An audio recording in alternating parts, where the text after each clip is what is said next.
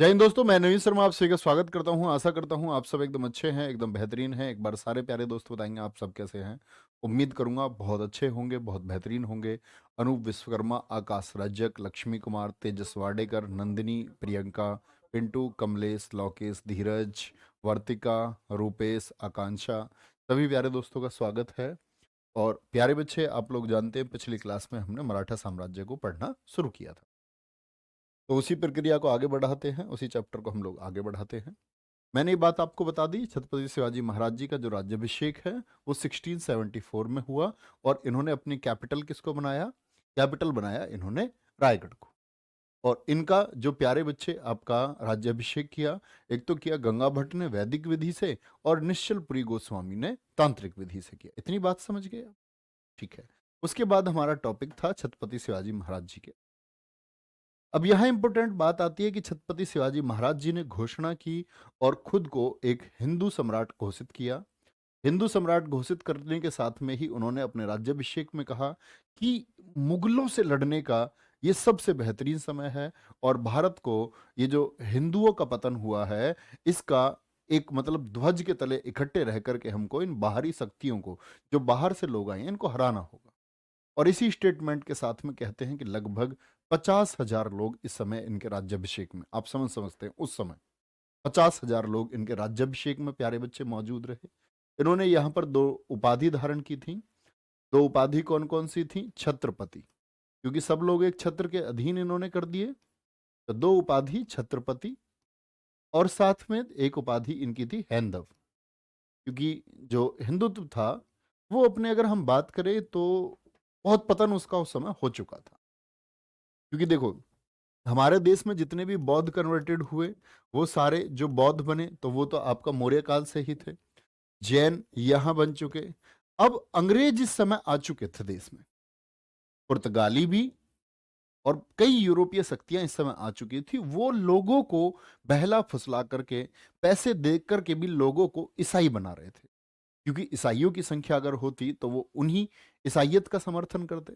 तो एक तरफ ईसाई लोग भी बढ़ रहे थे, और प्लस में औरंगजेब के अत्याचार की कहानी मैं आपको बता चुका हूं कि औरंगजेब एक सबसे ज्यादा, अगर हम बात करें, ऐसा शासक हुआ जिसने सबसे ज्यादा कन्वर्जन किए इस्लाम के लिए। तो बात समझ रहे हैं? तो ये उस समय एक खतरा था, जब ये आपका इन्होंने अनाउंसमेंट किया कि हम सब एक ध्वज के तले, एक छत्र के तले हम लड़ेंगे, और मिल करके लड़ेंगे, तो छत्रपति कहलाए। ठीक है।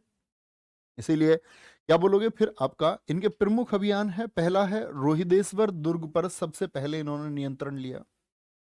जैसे कई जगह आपको मिलेगा किताबों में कि तोरण के किले को जीता, तो वो लगभग आपका तभी की बात है। तो रोहिदेश्वर दुर्ग जो आपका कहाँ था? महाराष्ट्र में था, यानी पुणे में था। इस पर इन्होंने कंट्रोल कर लिया। अच्छा, इन्होंने कंट्रोल किया तो किससे किया होगा? तो ये जो प्यारे बच्चे यहां पर अगर हम बात करते हैं, जो कर्नाटक वाला क्षेत्र है, कर्नाटक में एक पड़ता है बीजापुर, और बीजापुर में इस समय आपकी आदिल शाही थी, यानी आदिल शाह यहाँ का शासक था, आदिल शाह। तो इस आदिल शाह से इन्होंने जीता है क्या? आपका रोहिदेश्वर दुर्ग को। तो ये पहला दुर्ग हो गया। चलो भाई, रोहिदेश्वर दुर्ग के बाद में इन्होंने तोरण का किला जीता। क्या जीता? तोरण का किला जीता। और तोरण के किले को जो इन्होंने मिलाया है, इसमें इन्होंने बहुत इंटेलिजेंस से काम लिया। भाई, हर किले को, जो साम्राज्य होता था, जो मुख्य साम्राज्य है, उसके अधीन होते थे किले। तो छत्रपति शिवाजी महाराज जी ने कहा कि ये किला मेरे पास होना चाहिए, और इनायत खान को मिला लिया इसके लिए।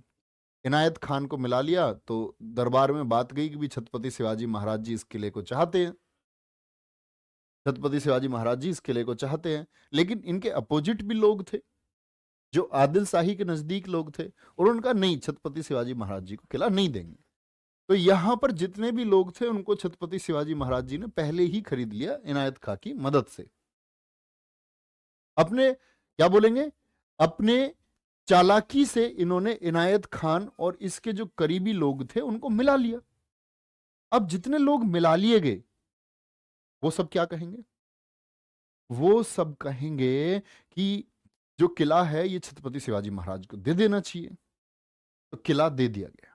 तो आप समझ रहे हैं छत्रपति शिवाजी महाराज वीर योद्धा तो हैं ही, साथ में कूटनीतिक भी हैं। 1647 में इन्होंने सिंहगढ़ का किला जीता। सिंहगढ़ की अपनी एक कहानी है, आप लोगों ने अगर कभी सुना होगा नाम तानाजी मालसुरे, तानाजी मालसुरे, सूर्याजी मालसुरे। तो ये सिंहगढ़ का किला छत्रपति शिवाजी महाराज जी से जब चला जाएगा इनके हाथों से, तो वापस इसको तानाजी मालसुरे जीतेंगे। वो भी आगे आएगा आपका, ठीक है।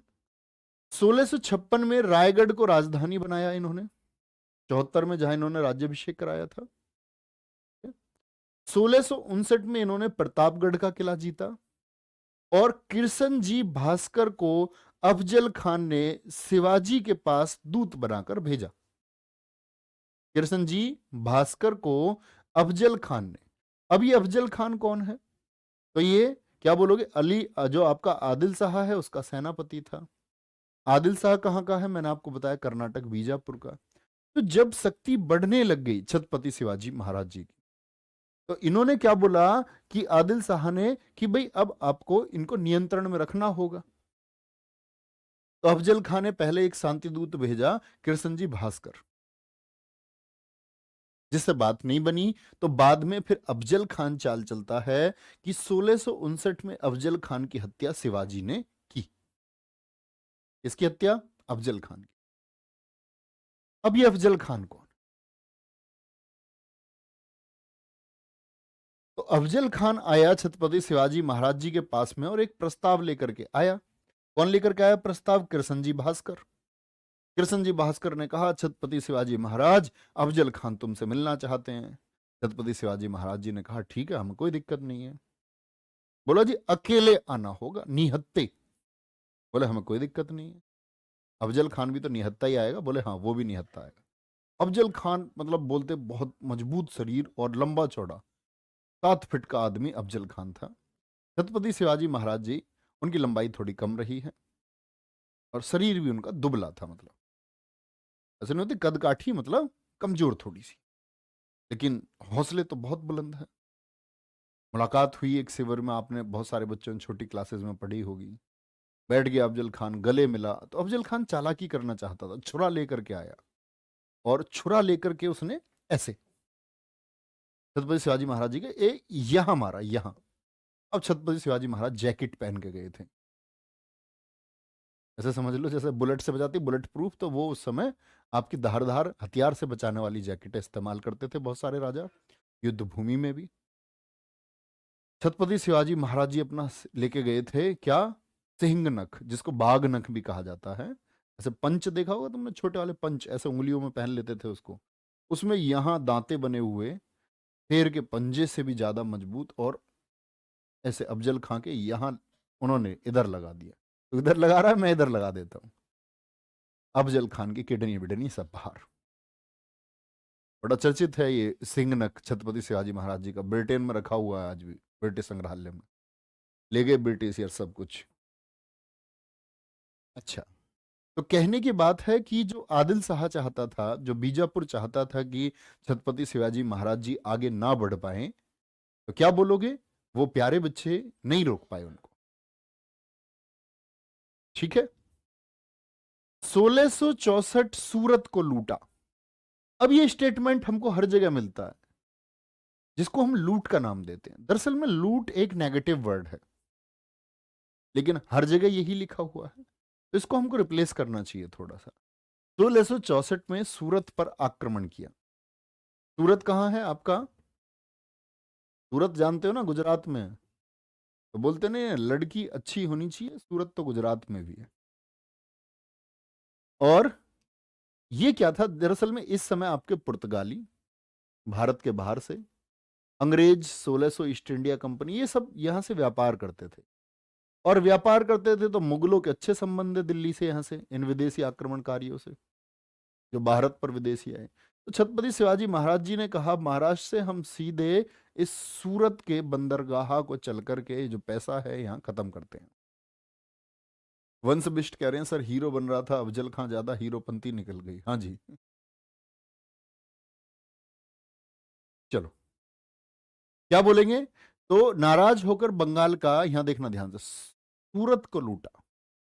औरंगजेब ने शाइस्ता खां को दक्षिण का सूबेदार बनाकर भेजा, बाद में नाराज होकर बंगाल का सूबेदार बना। कौन? शाइस्ता खां। ये किसने भेजा? औरंगजेब ने। और औरंगजेब का ये मामा है। क्या बोलेंगे? ये कौन है? ये औरंगजेब का मामा है। औरंगजेब ने अपने मामा को भेजा दक्षिण का सूबेदार बना करके कि जाकर के इस छत्रपति शिवाजी महाराज जी पर कंट्रोल करो। ये छत्रपति शिवाजी महाराज जी नहीं कहता था, क्योंकि ये तो विरोधी है। ये कहता था इनको पहाड़ी चूहा। तो कॉम्पिटिटिव एग्जाम बीपीएससी ने क्वेश्चन भी पूछा है, छत्रपति शिवाजी महाराज जी को पहाड़ी चूहा कह करके संबोधित किसने कर दिया था? औरंगजेब ने। क्योंकि ये जो आपकी छापामार गोरिल्ला नीति थी, उससे युद्ध करते थे, पहाड़ों में अपना टाई अप रखते थे। जैसे इधर से गए मुगल एकदम से पहाड़ों से निकल के आए, गर्दनें काटी और वापस अपने शिविरों में। और मुगलों के लिए सबसे बड़ा जो शत्रु बनकर के उभरे वो मुगल ही थे। मुगलों के लिए खुद मुगल ही। क्यों जी? क्योंकि औरंगजेब ने कथन कहा, औरंगजेब ने कहा कि हमारे साम्राज्य का जो अंत हुआ ये दक्षिण नीति की वजह से हुआ, दक्षिण विजय के मेरे लालच की वजह से हुआ। खुद औरंगजेब अपने अंतिम दिनों में इस बात को स्वीकारता है, क्योंकि मराठों पर वो प्रत्यक्ष विजय कभी प्राप्त ही नहीं कर पाए। और आप कहें तो मुगल से तुलना में मराठे 20 ही रहे, अगर हम तुलना करें 19-20 की। क्योंकि किले जाते रहे, कभी वो भारी तो ये वापस जीतते रहे। आएंगे। तो औरंगजेब ने शाइस्ता खां को भेजा, बोला मामा जाओ। शाइस्ता खां ने बोला भांजे कर देंगे कमाल। तो बंगाल क्या बोलेंगे, ये आपका पहले आया कहां? महाराष्ट्र में। इसने अपने कैंप वैम्प लगा लिए, लोगों को सूचना दी कि जाकर के छत्रपति शिवाजी महाराज को बता दो शाइस्ता खां आ चुका है। लोगों में ऐसी सूचना ये दे रहा है। तो यहां कैंप लगा करके बैठ गया। कैंप लगा करके बैठा था कि अगले दिन युद्ध करेंगे। छत्रपति शिवाजी महाराज जी यहां रात को ही पहुंच गए। बोले अगले दिन बाद में युद्ध होगा, पहले आज युद्ध कर लेते हैं। शाइस्ता खां के नाक कान कट गए इसमें और भाग दौड़ मच गई। मतलब शाइस्ता खां की जान जाते जाते बची है। ठीक है। तो यहां पर याद रखेंगे, दक्षिण का सूबेदार बनाकर भेजा, बाद में नाराज होकर के बंगाल का सूबेदार बनाया। ठीक है। 1665 पुरंदर की संधि हुई। इतनी बात समझेंगे क्योंकि ये विफल हो गया। शाइस्ता खां तो इसको फिर कहां भेज दिया? आपका कहां भेज दिया इसको? दक्षिण में भेज दिया। कहां भेज दिया? दक्षिण से हटा करके बंगाल में भेज दिया। आगे आएंगे। 1665 में पुरंदर की संधि हुई है। ये बहुत इंपॉर्टेंट है, परीक्षा की दृष्टि से बार बार पूछा जाता है। ये कह रहा है सर जी अफजल, अफजल ही नाम है। कह रहा सर जी अफजल है, मेरे नाम का मजाक मत बताओ। नहीं भैया, वो तुम अच्छे बच्चे हो, ये गंदा अफजल था। 1665 में पुरंदर की संधि हुई है, क्योंकि जब शाइस्ता खान कामयाब नहीं हो पाया, अफजल खान कामयाब नहीं हो पाया, तो इसके लिए कामयाब कौन हो पाया? मिर्जा जयसिंह कामयाब हो पाया। जयसिंह और छत्रपति शिवाजी महाराज जी को इन लोगों ने यहां घेर लिया, और छत्रपति शिवाजी महाराज जी को यहां पर संधि करनी पड़ी, एक ट्रीटी करनी पड़ी।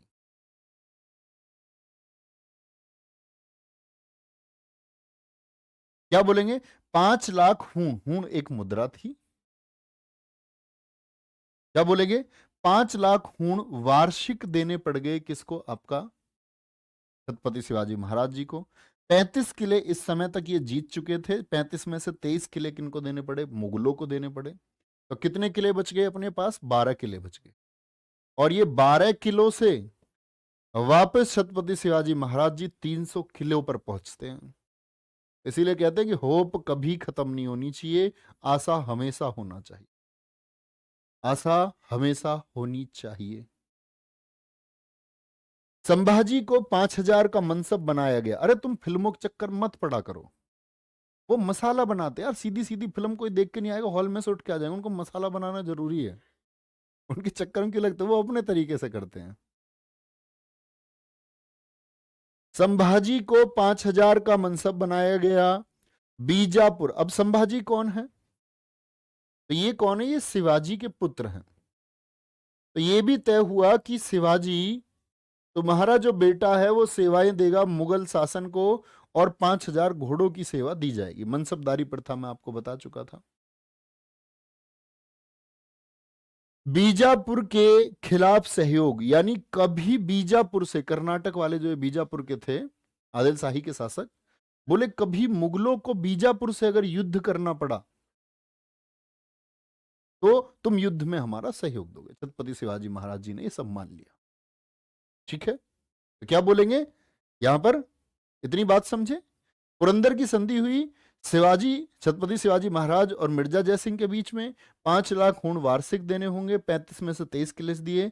संभाजी को, जो संभाजी महाराज हैं छत्रपति शिवाजी के जो पुत्र थे, इनको 5,000 का मनसब बनाया गया। ठीक है, कोई दिक्कत इस बात में। तो बीजापुर के खिलाफ सहयोग का वादा भी किया गया। अब देखो यहां पर बात आती है, 1670 में सिंहगढ़ को जीता, क्योंकि अब 35 में से जो 23 किले इन्होंने दे दिए, उनमें से एक सिंहगढ़ भी है। तो वापस 1670 में फिर टैकल किया और सिंहगढ़ किले को फिर से जीता, और सूरत को फिर से जाकर के फिर से आक्रमण किया। सर मनसब क्या होता है? गगनदीप भाई, मुगल वंश की क्लासेस करो, अकबर की क्लासेस करो, वहां मैंने आपको समझाया है मनसब क्या हो।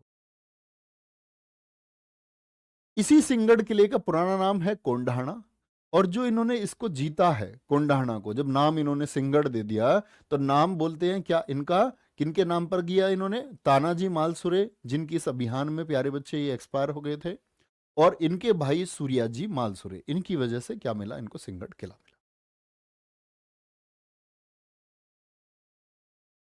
1674 में राज्याभिषेक हुआ तो छत्रपति और हैंदव की उपाधि धारण की।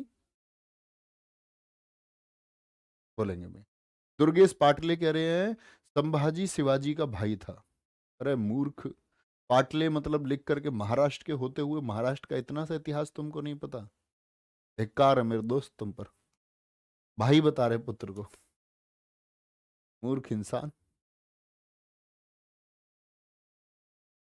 बोलेंगे आपका, शिवाजी को फादर ऑफ इंडियन नेवी कहा जाता है।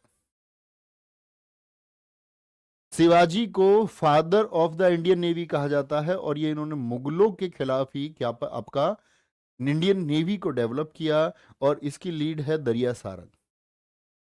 मतलब जो इसको, इनकी नेवी को लीड करते थे वो कौन थे? उनका नाम था दरिया सारंग।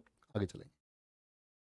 छत्रपति शिवाजी महाराज जी द्वारा लगाए गए कर कौन कौन से थे? चौथ कर और सरदेशमुखी।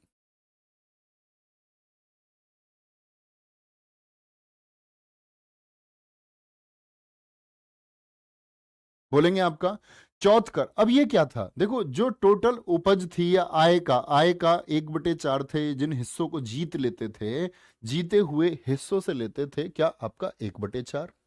जो इनका अपना हिस्सा थे, जो विजित नहीं थे, जीते गए नहीं थे, वहां ये बोलते थे कि भाई हम आपके कौन है? लीडर हैं, महाराष्ट्र हमारा है, और ये सुरक्षा करने की जिम्मेदारी आम जनता की हमारी है, इसके लिए आप लोगों को साथ भी देना होगा।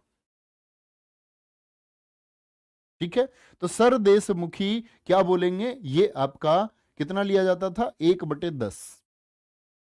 चौथ मतलब 1/4, और 10 मतलब सरदेशमुखी 1/10। ये रक्षा के नाम पर लिया जाता था कि भाई आपको देना होगा, अपने घर की बात है, अपनी सुरक्षा की बात है। ठीक है, तो मराठा जो हमारा प्यारे बच्चे साम्राज्य है, हम किन के बारे में पढ़ रहे हैं? मराठा साम्राज्य के संस्थापक छत्रपति शिवाजी महाराज जी के बारे। छत्रपति शिवाजी महाराज जी ने एक अष्टमंडल बनाया अपना। अष्ट का मतलब क्या होता है एक बार बताएंगे?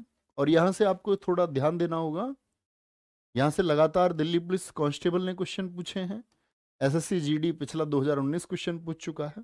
क्या है ध्यान से देखो। उस्मान कह रहे हैं भाई जी शिवाजी को छत्रपति क्यों बोला जाता है? अभी बताया 10 मिनट पहले। वो सुनोगे नहीं तो कैसा पता चलेगा? क्योंकि उन्होंने सबको एक छत्र के नीचे कर लिया।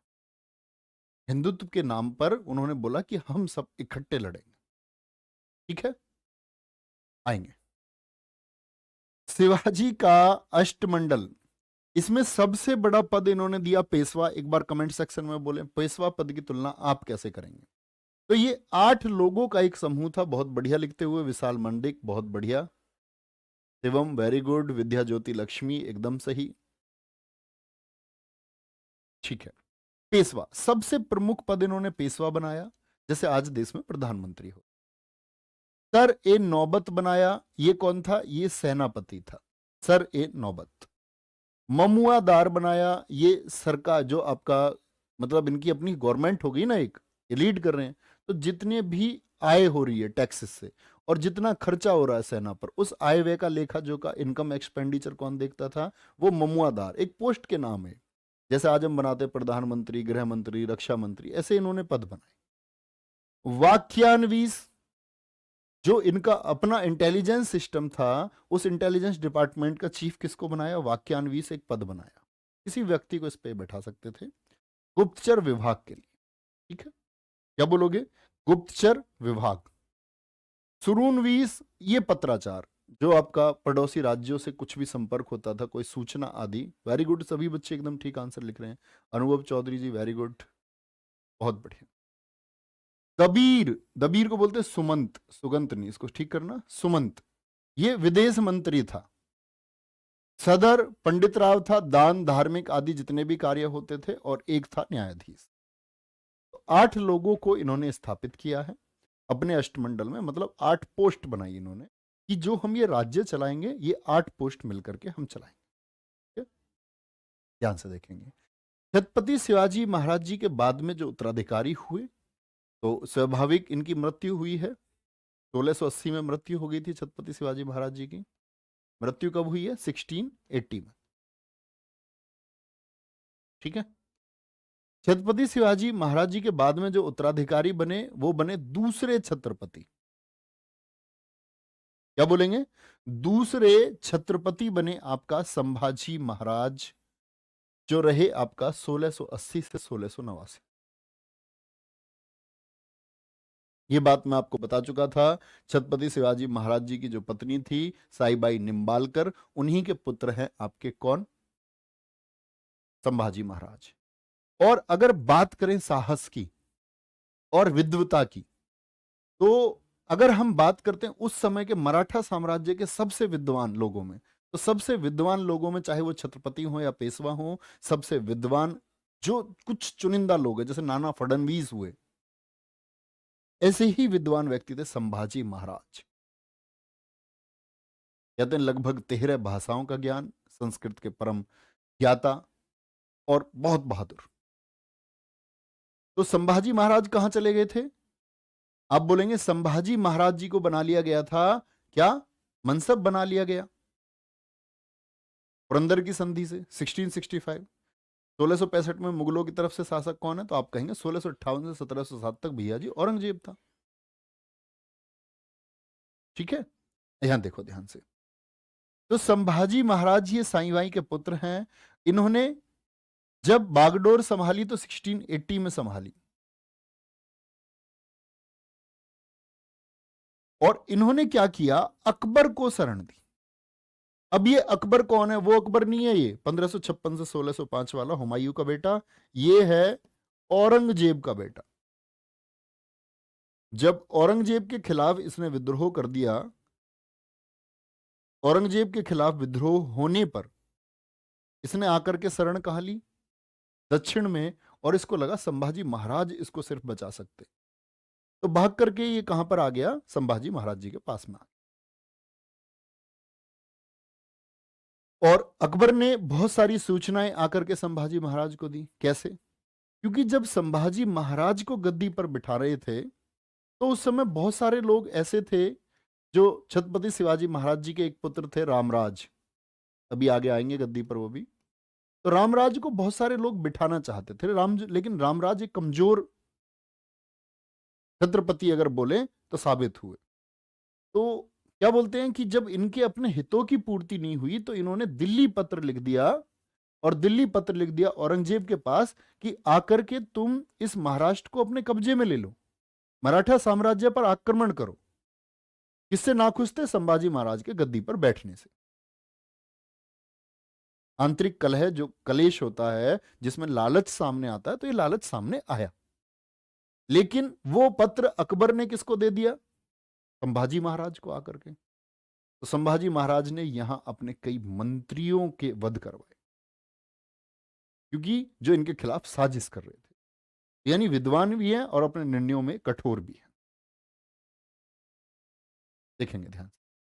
तो क्या बोलेंगे, संभाजी महाराज जो साईबाई के पुत्र थे, यहां पर एक नाम लिखा हुआ है गणोजी सिरके, ये हैं संभाजी महाराज जी के साले। संभाजी महाराज जी के कौन है, ये साले हैं। साले समझते हो, पत्नी का भाई। इनकी पत्नी का नाम था येशु भाई।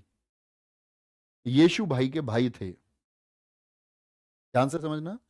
इन्हीं के सलाहकार हैं कवि कलश, ये भी एक विद्वान है। क्योंकि कवि कलश को हम शहादत के लिए जानते हैं कि हिंदुत्व के लिए इन्होंने भी जान दिए, कवि कलश ने भी हिंदुत्व के लिए जान दिए, संभाजी महाराज जी ने भी। गणेशजी सिरके कौन है, ये गद्दार व्यक्ति है। ये वो गद्दार व्यक्ति है कि जब रायगढ़ में सुरक्षा में 5200 सैनिकों में से 5000 सैनिक इन्होंने रायगढ़ भेज दिए और अपने पास 200 सैनिक रखे संभाजी महाराज ने, और लगातार मुगलों से ये लड़ते रहे 9 वर्ष तक। कोई सफलता इस दौरान मुगलों को मिली नहीं, तो धोखा दिया गणोजी सिरके ने। इन्होंने वो गुप्त रास्ता जो किसी को नहीं पता था वो बता दिया मुगलों को। तो 200 लोग कहां फिर मुकाबला कर पाते, 5000 लोग आ गए और कब्जे में ले लिया किसको, आपका संभाजी महाराज कवि कलश को। ठीक है, चलो भाई, अब कब्जे में हो गए। तो यहां पर याद रख लेना, ये संभाजी की रचनाएं हैं। संभाजी महाराज जी की रचनाएं हैं प्यारे बच्चे, कौन कौन सी। बुद्ध भूषण नख सिख, नख सिख की रचना संभाजी महाराज ने की थी। तो समझ रहे हैं, ये आपका लेखक भी हैं।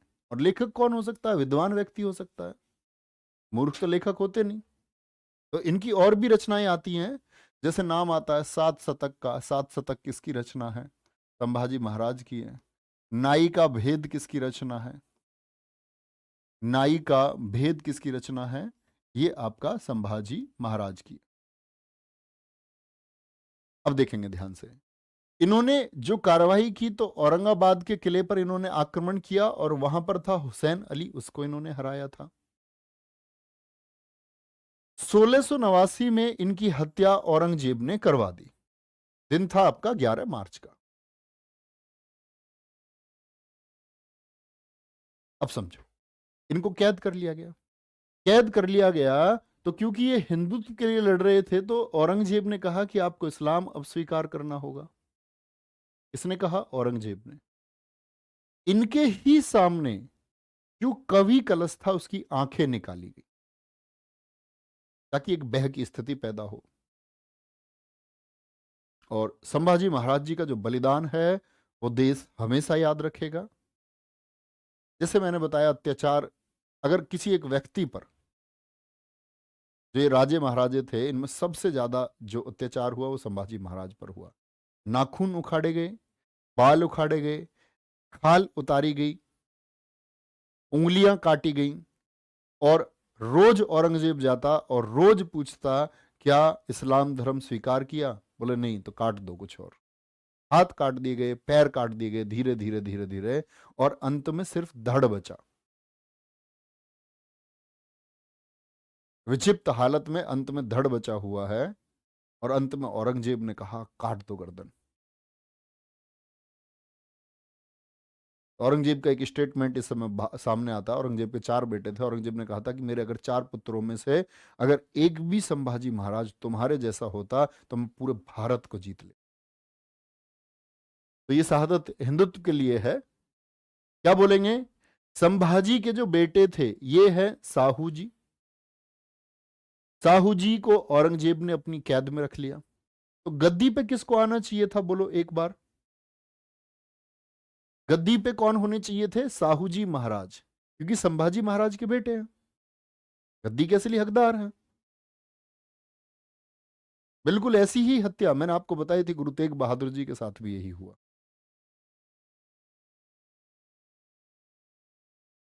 संभाजी ने अष्ट छाप को समाप्त कर दिया था, जो इनके पिताजी ने बनाया अष्टमंडल, उसको इन्होंने क्या कर दिया था, खत्म कर दिया था। तीसरे छत्रपति बने राजा राम। कौन बने हैं, तीसरे छत्रपति बने राजा राम, जो 1689, देखो 1680 से 89 संभाजी महाराज, 1689 से 1700 बने आपके राजा राम। राजा राम कौन है? ये छत्रपति शिवाजी महाराज जी की जो पत्नी थी सोयराबाई, उनके बेटे हैं। याद है मैंने शुरू में उनकी पत्नियों के नाम लिखवाए थे। तो माता का नाम सोयराबाई है और इनकी पत्नी का नाम ताराबाई था। राजधानी इन्होंने अब रायगढ़ से हटा करके सतारा बना ली। कौन से छत्रपति थे जिन्होंने राजधानी को सतारा स्थापित कर लिया? तो किसने कर लिया? आपका राजा राम ने, 1689 टू 1700। ये एक, मैं अगर बात करूं तो बहुत कमजोर एक छत्रपति रहे। इसके बाद में चौथे छत्रपति बने शिवाजी द्वितीय, क्योंकि 1700 में मृत्यु हो गई बीमारी के चलते हुए आपका राजा राम की। तो राजा राम का जो बेटा था शिवाजी द्वितीय, जिसका अगर हम बात करें प्यारे बच्चे, जन्म ही हुआ था आपका 1696 में। तो ये कुल 4 वर्षों का था। 4 वर्षों का ये 1700 से लेकर के 1707 तक। तो शिवाजी द्वितीय क्या हो गए आपका? ये चौथे छत्रपति हुए।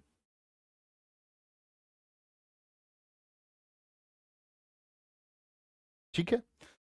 यहां इनकी संरक्षिका कौन बनी? ताराबाई। ताराबाई कौन है अब आप देख सकते हैं, छत्रपति ये किसके? राजा राम के पुत्र हैं। पिता राजा राम है, तो माता कौन है? ताराबाई। तो माता कौन बन गई? संरक्षिका बनी, और लड़ी ये भी मुगलों से। और सबसे महत्वपूर्ण पूछा जाता है कि 1707 में जब औरंगजेब की मौत हुई तो मराठा साम्राज्य ताराबाई के अधीन था। किसको मिला था? ताराबाई के अधीन था। ठीक है। अब एक बार आंख बंद करें और सोचें, क्या मैंने बोला पहले छत्रपति कौन? छत्रपति शिवाजी महाराज। 1674 में राज्याभिषेक हुआ, 1680 तक रहे। 1680 से कौन आ गए प्यारे बच्चे? 89 तक आपके संभाजी महाराज आ गए। 89 से 1700 तक कौन आ गए? राजा राम आ गए। मृत्यु हो गई 1700 में। तो फिर उनका पुत्र जो 4 वर्ष का था, वो 1700 से लेकर के 1707 तक रहा।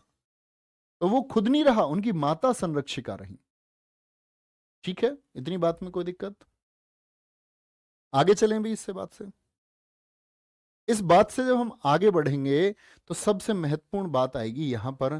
5वें छत्रपति बने साहूजी महाराज। अब आप बताओ साहूजी महाराज को किसने कैद कर लिया था? Deepak Singh ji, too much, thank you. Sir ji आप कुछ डाउट छोड़ते नहीं डाउट तो बहुत सारे रह सकते हैं, क्योंकि हमको कम समय में चीजें पढ़नी है, तो डाउट हो सकते हैं। लेकिन बहुत ध्यान से पढ़ोगे, वनडे एग्जाम के लिए आपके प्रश्न बन जाएंगे। डाउट तो बहुत सारे हो सकते हैं, अगर तुमको नहीं हो रहे हैं तो गड़बड़ है। और आप अगर ध्यान से पढ़ रहे हो तो आपकी परीक्षा के लिए जरूरी चीजें, उसमें कोई डाउट नहीं रहेगा। ठीक है ना?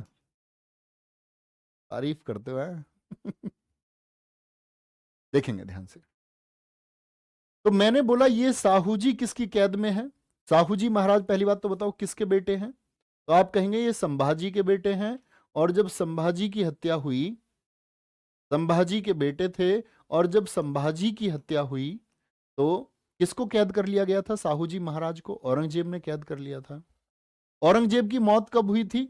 औरंगजेब रहा 1658 से 1707। औरंगजेब मर गया। औरंगजेब जब मर गया तो कैद से आजाद किया मुअज्जम ने। मुअज्जम जानते हो ना, औरंगजेब के बाद गद्दी पर बैठा था। तो भैया इसने क्यों छोड़ दिया फिर? क्योंकि इसको यह पता था, इसने भी चालाकी से काम लिया मुअज्जम ने। मुअज्जम ने सोचा कि अगर तुम रिहा कर दोगे साहू जी महाराज को और ये वापस महाराष्ट्र जाकर के अपना अधिकार मांगेंगे, क्योंकि इनके पिता राजा थे संभाजी महाराज, और संभाजी महाराज जी और साहू जी को कैद में कर लेने की वजह से गद्दी पर कौन आया? राजा राम आया, राजा राम का बेटा आया, और हुआ भी ऐसा ही। तो अपना अधिकार मांगने आते हैं ये। आजाद हुए। 1707 में उत्तराधिकार का युद्ध हुआ मराठा साम्राज्य में, जिसमें एक तरफ साहू जी महाराज थे और एक तरफ कौन थी? इनकी आंटी, क्या नाम है? ताराबाई। समझ रहे हैं इस बात को? साहू जी महाराज।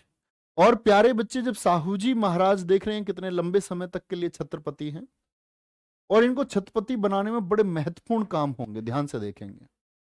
परसून कह रहे हैं वो कैसा मंजर होगा जब अंग अंग काटे जाते होंगे फिर भी बंदा झुका नहीं। सोचो, तुम फील करो इस चीज।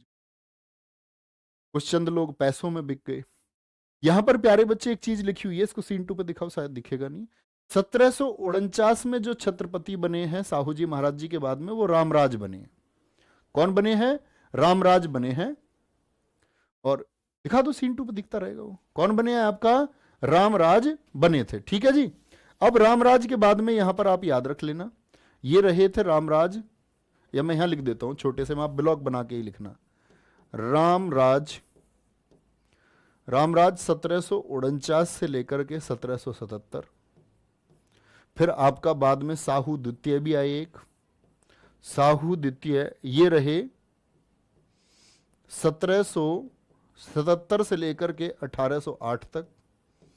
और फिर आए आपका प्रताप पटेल महाराज, इसी में प्रताप जी रहे आपका 1808 से लेकर के 1818, जिनको हम शिवाजी द्वितीय के नाम से भी जानेंगे।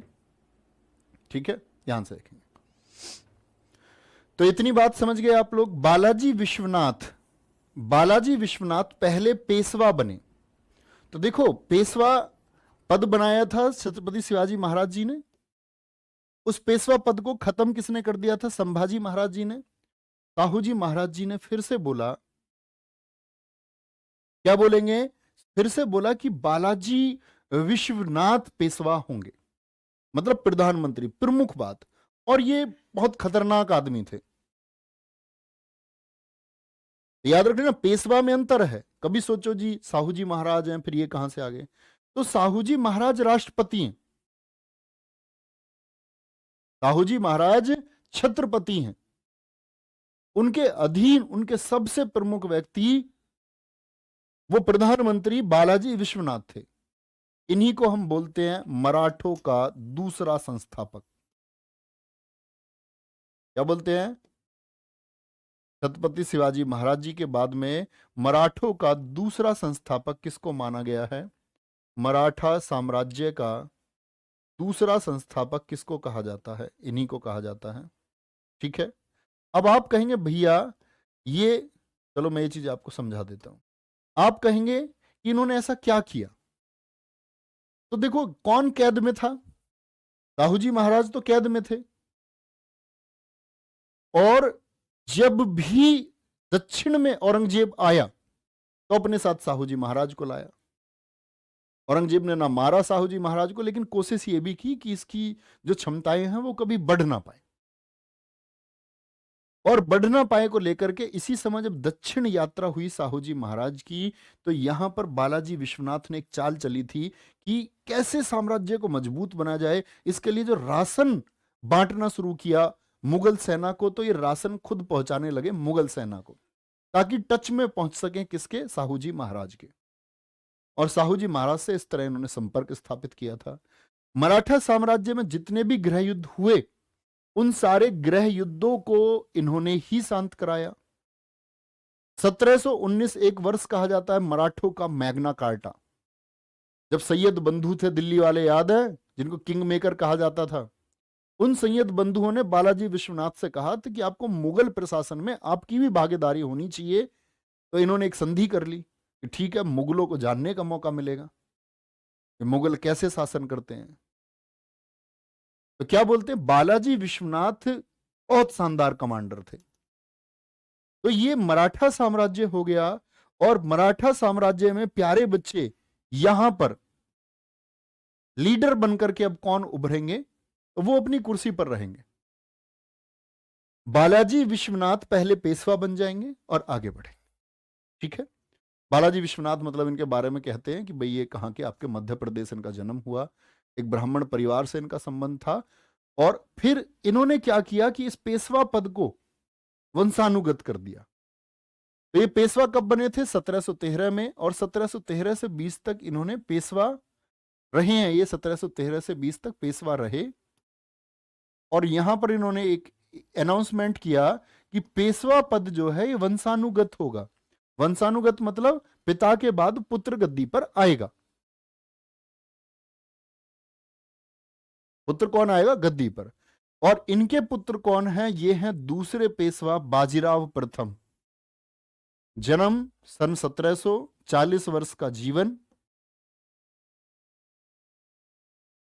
और मराठा साम्राज्य के बात करते हैं कि साम्राज्य को सबसे ज्यादा किसने फैलाया, क्योंकि छत्रपति शिवाजी महाराज जी से भी ज्यादा बड़ा क्षेत्रफल था साहू जी महाराज जी के पास में।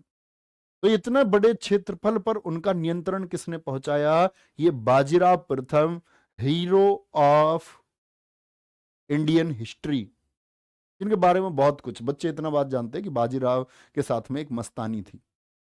उसको को भी लेकर के इतिहासकारों ने बहुत सारी गलत चीजें लिख दी कि ये प्रेम कहानी थी, ऐसे थी। प्रेम कहानी थी, कोई दिक्कत नहीं है इस बात में। ध्यान रखेंगे 1720 से 40 तक ये पेशवा रहे हैं। पेशवा ये किसके अधीन है, छत्रपति इस समय भी कौन है बताएं एक बार।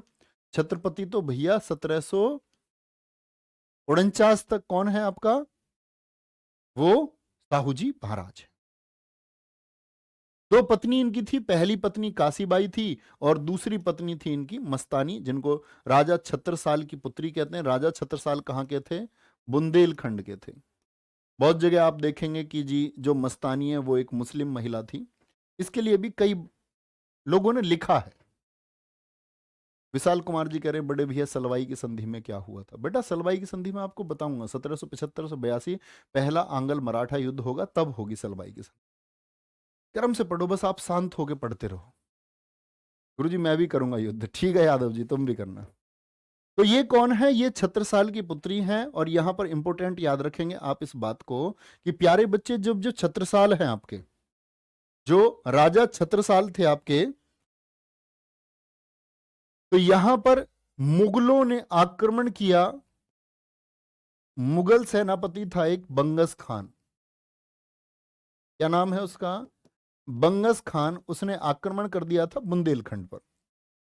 बुंदेलखंड कौन सा क्षेत्र पड़ता है, अगर आप देखें यूपी और एमपी के बॉर्डर पे जो 7 जिले हैं आज के, इनको हम बुंदेलखंड के नाम से जानते हैं। झांसी के आसपास के जो जिले हैं, ठीक है? तो प्यारे बच्चे यहां पर इन्होंने मदद की। जैसे आपने सुना होगा कि बाजीराव प्रथम बस अपना खाना खा ही रहे थे, खाना खा ही रहे थे कि राजा छत्रसाल का आपका पत्र मिलता है कि अत्यंत आवश्यकता है, नहीं तो ये मुगल सेनापति बंगस खान क्या करेगा, बुंदेलखंड को अपने नियंत्रण में ले लेगा। कहते खाना छोड़ दिया, खाना छोड़ करके सीधे 10 दिन लगे महाराष्ट्र से बुंदेलखंड पहुंचने में, और उस सफर को तय किया इन्होंने। वहां जाकर के विजय कराया, तब छत्रसाल ने अपनी बेटी मस्तानी की शादी इनसे कर दी।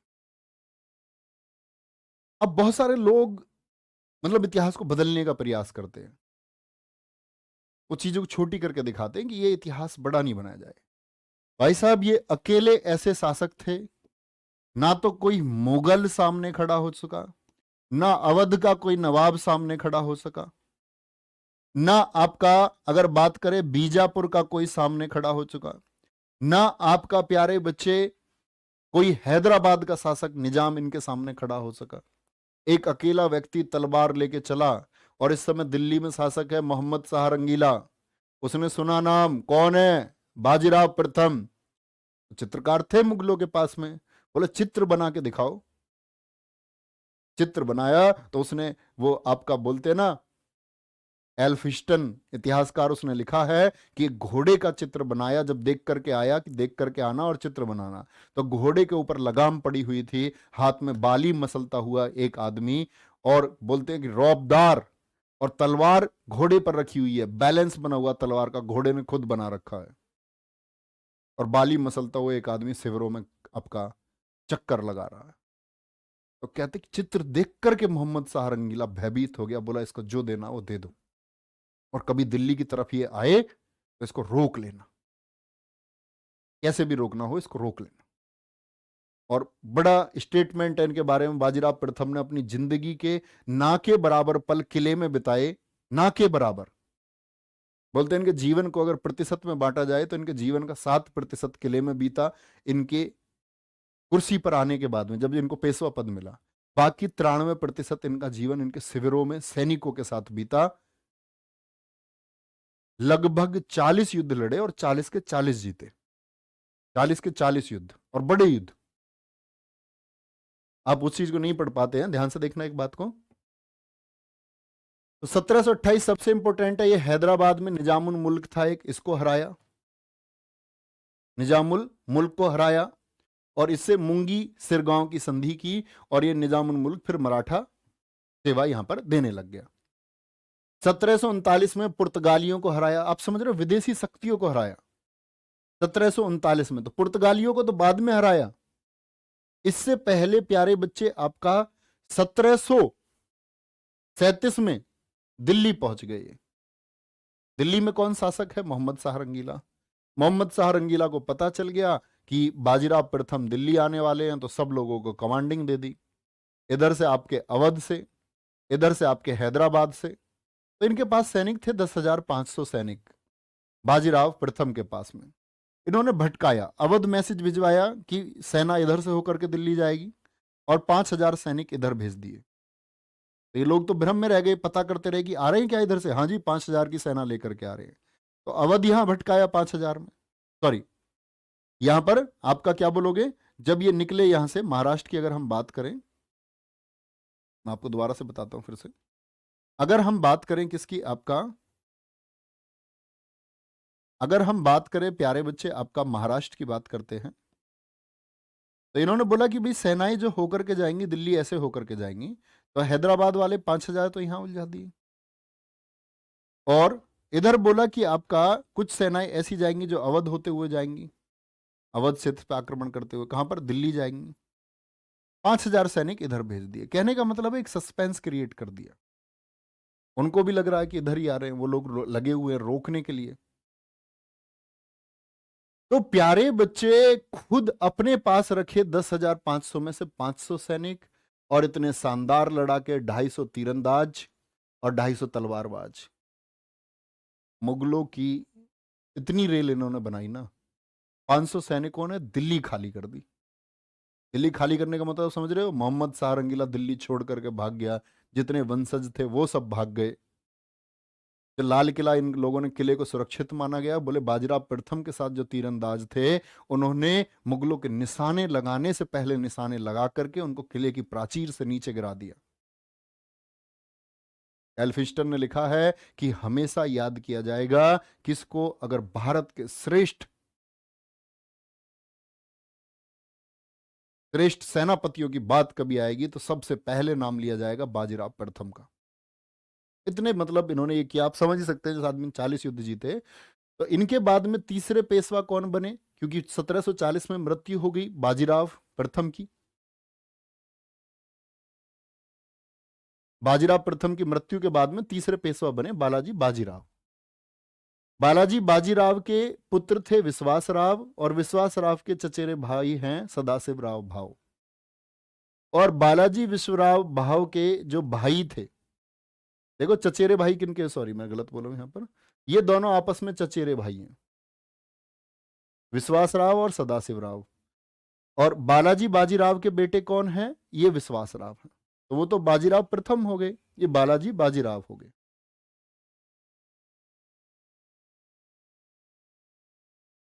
और बालाजी बाजीराव के भाई थे रघुनाथ राव, बेहतरीन कमांडर थे। लेकिन जब ये सोचेंगे कि मुझको गद्दी पर होना चाहिए, तो ये मराठों के सहयोग को छोड़ करके ये अंग्रेजों से मिल जाएंगे, अपने अधिकार के लिए ये अंग्रेजों का साथ लेंगे। तो पानीपत का तीसरा युद्ध लड़ा गया 14 जनवरी 1761 को, मकर संक्रांति के दिन। 14 जनवरी क्या बोलेंगे? 1761 को, समझना। अब ये जो युद्ध हुआ आपका, ये जो युद्ध हुआ, तो महाराष्ट्र से लोग कहां आए? दिल्ली लड़ने आए। अब्दाली कहां से आया? ईरान से। मैंने बोला था ना 1739 में नादिर शाह आया था, और बाद में जब नादिर शाह की मौत हो गई थी 1748 में, तो वहां ईरान को टेक ओवर किसने कर लिया था? आपका अहमद शाह अब्दाली ने कर लिया था। अहमद शाह अब्दाली ने कर लिया था। मराठे और अहमद शाह अब्दाली के बीच हुआ आपका क्या बोलेंगे? पानीपत थर्ड। पानीपत थर्ड 1761। कब? 14 जनवरी को।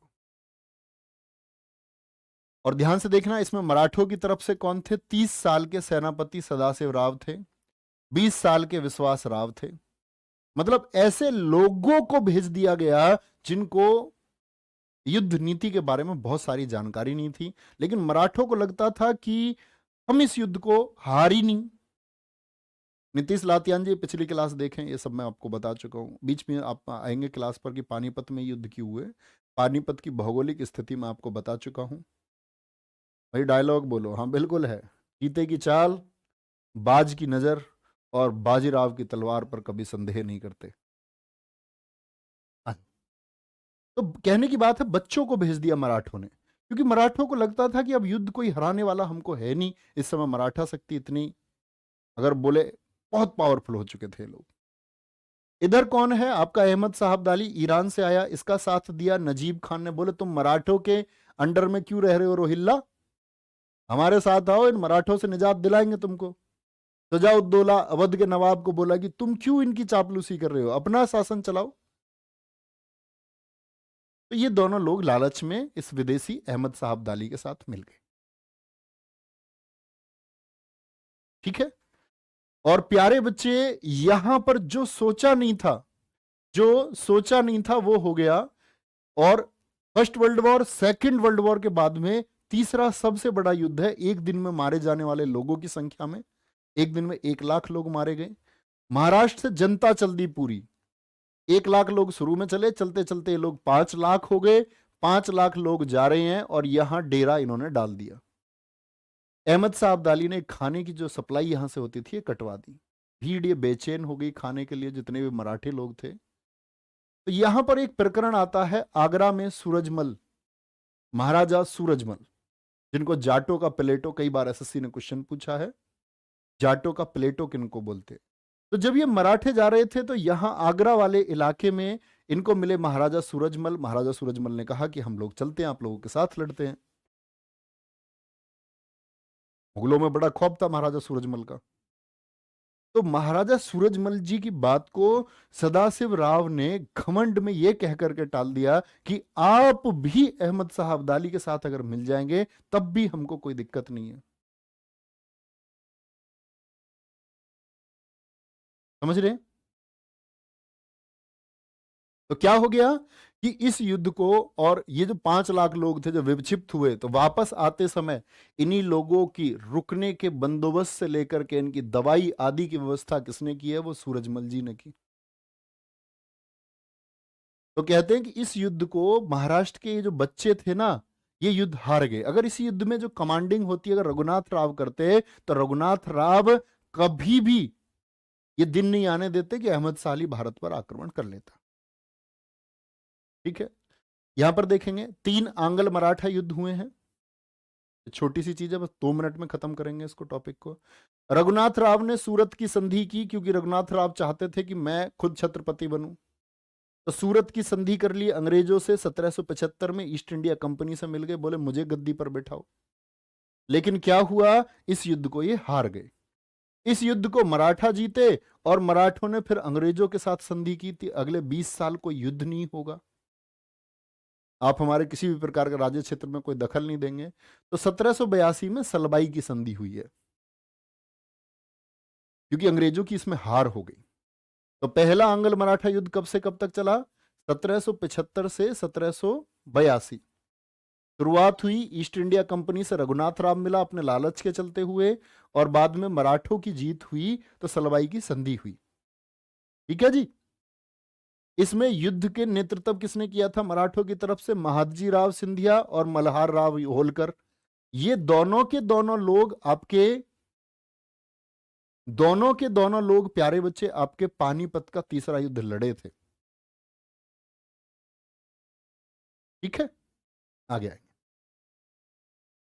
सन 1800 में नाना फडणवीस जी का देहांत हो गया। अब आप कहेंगे नाना फडणवीस कौन है? इनका नाम था जनार्दन भानु। ये भी पेशवा हैं।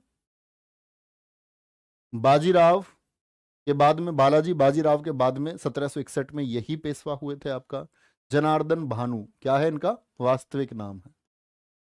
तो इन्होंने मराठा साम्राज्य को बड़ा पिरो करके रखा हुआ था,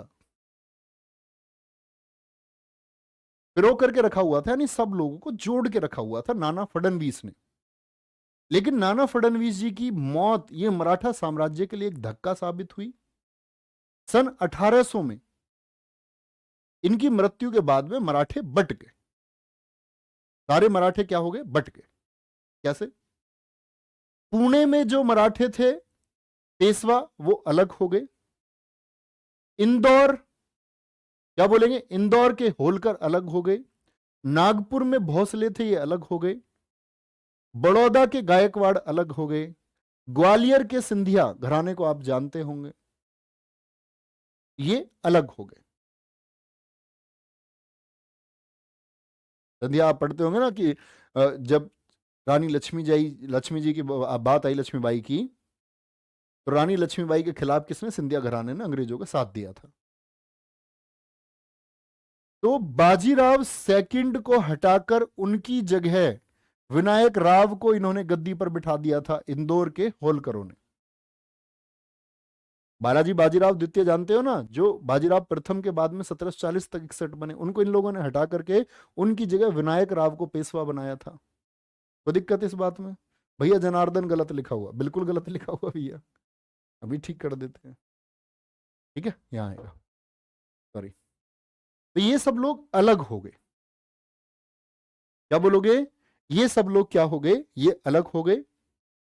और दूसरा आंग्ल मराठा युद्ध, इसके बस तुम वर्ष याद रखना, 1803 से 1806, क्योंकि अंग्रेजों के साथ 20 साल की संधि थी, 1782 में हुई, तो अंग्रेज बस जस्ट मौका देख रहे थे, एकदम से कर दिया उन्होंने। भैया सिंधे कौन होते हैं, वो सिंधिया ही, आपके प्यारे बच्चे बहुत जगह पर सिंधे लिखते हैं, जैसे आपने देखा होगा हमारे यहाँ बंसल होते हैं, बंसल बैसला लिख देते हैं, ऐसे बहुत सारी चीजों को वो बदल करके लिखा जाता है। इसको कौन जीते, अंग्रेज जीते, और अंग्रेजों ने बसीन की संधि की है 1802 में, और 1806 में राजापुर घाट की संधि की है। तो ये दोनों संधियां याद रखेंगे। तीसरा आंग्ल मराठा युद्ध हुआ 1817 से 1818 में, और इन्होंने क्या किया, तीसरे आंग्ल मराठा युद्ध में इन्होंने पेशवा पद को खत्म कर दिया। अंग्रेजों ने बोला कोई पेशवा नहीं है, पेशवा पद खत्म हो गया। पूछा जाता है किस आंग्ल मराठा युद्ध से, तीसरे से। बाजीराव द्वितीय जो थे इनको पेंशन देकर के विठुर भेज दिया गया, और इनकी मौत हो गई 1853 में। इन्हीं के दत्तक पुत्र थे नाना साहिब, जिनको हम धोंदू पंत कहते हैं, तो वो पेंशन इनको भी मिलनी थी, वही पेंशन इनकी रोक दी जाएगी। तो 1857 की क्रांति में भाग लेंगे, कानपुर से नेतृत्व करेंगे। ये मैं आपको ये चीजें बताऊंगा कहां पर, ये चीजें नेतृत्व की बातें मैं आपको बताऊंगा प्यारे बच्चे, सारी चीजें कहां पर, जब हम 1857 की क्रांति को पढ़ेंगे। Okay Satyam Kumar ji, too much thank you. इतनी बात में कोई दिक्कत भाई, इतनी बात समझे। तो एक तो प्रथम याद रखेंगे, क्या बोला, 1775 से 82, दूसरा युद्ध याद रखेंगे 1803 से 6, और तीसरा 1817 से 1818। पहले में आपकी कौन सी संधि हुई, आपका 1775, क्या बोलोगे कि रघुनाथ राय जी ने जाकर के अपनी लालसा के लिए संधि कर ली सूरत की। 1782 में फिर सलबाई की हुई, 1802 बसीन संधि हुई, 1806 राजापुर घाट संधि हुई, और तीसरे आंग्ल में क्या कर दिया इन्होंने कि पेशवा पद को खत्म करके क्या कर दिया कि बाजीराव द्वितीय को पेंशन दे करके बिठुर भेज दिया। ये बाजीराव द्वितीय कौन थे, ये बाजीराव द्वितीय वो नहीं है जो पेशवा थे, नहीं, ये जो प्रताप मैंने नाम लिखवाया था ना आपको, यहां देखो ध्यान से, यहां मैं आपको एक बार बता देता हूं, जो मैंने आपको यहां पर बताए थे, ये प्रताप, मैंने आपसे कहा था कि इनको हम क्या बोलेंगे, आपका शिवाजी द्वितीय के नाम से या बाजीराव द्वितीय के नाम से हम इनको जानेंगे। यहां पर इनको इन्होंने पेंशन दे करके भेज दिया था, ठीक है। कभी आप सोचे कि 1740 से 1761 के पेशवा थे, नहीं, ये छत्रपति थे। छत्रपति को ही तो भेजेंगे, क्योंकि मुख्य पावर कौन है, छत्रपति है, ठीक है। तो अपना ख्याल रखिए बहुत सारा, मिलते हैं कल, बाय बाय, टेक केयर, जय हिंद, जय भारत।